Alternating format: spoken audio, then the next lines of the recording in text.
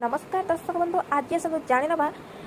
चंद्र रे आसे कि कंपन केते तीव्रतार हुए कंपन जानत चंद्रपृष्ठ रोचक तथ्य तो कौन रही सठिक सूचना आम आपण भिडियो मध्यम जनइबू तो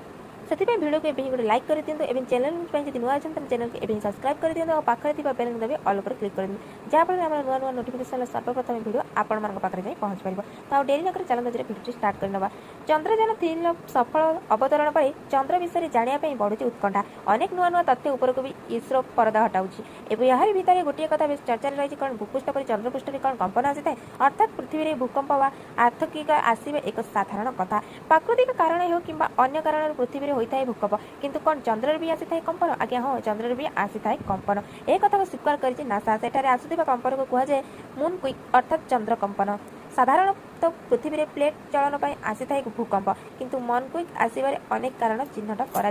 प्रथम टी कहुई गभीर चंद्र कंपन अर्थात यह कंपन चंद्रपृष्ठ प्राय 700 किमी तले संघटित होता है जपरी चंद्र आकर्षण शक्ति जो पृथ्वी जलभाग जुआर आसे सेहीपरि पृथ्वी अधिक माध्याकर्षण शक्ति जो चंद्र पथरिया केन्द्र स्थल में फाट सृष्टि करें यार आउ एक कारण हो चंद्रपृष्ठ में उल्कापिंड और ग्रहणपुंज माड़ होगा द्वारा कंपन सृष्टि होता है जो कारण चंद्रपृष्ठ में क्रेटर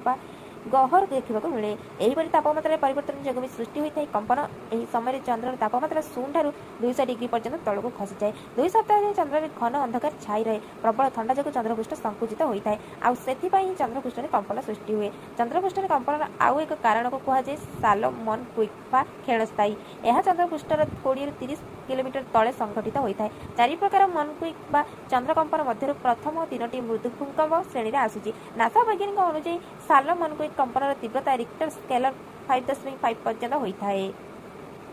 सालोमन को दीर्घ समय धरी अनुभूत होता है प्राय 10 मिनट अधिक समय धरी कंपन अनुभूत होता है यह समय चंद्र एक घंटी भली बाजी कि चंद्रर कंपन विपरीत तो ये थिला आज चंद्रर किसी लेटेस्ट खबर तो वीडियो जब भल लगी तो सांग शेयर करूँ लाइक करूँ कमेंट करूँ और सब्सक्राइब करने को निहाती भूलु ना तो रोज पुणी देखा गोटे नेक्स्ट वीडियो रोज जय जगन्नाथ।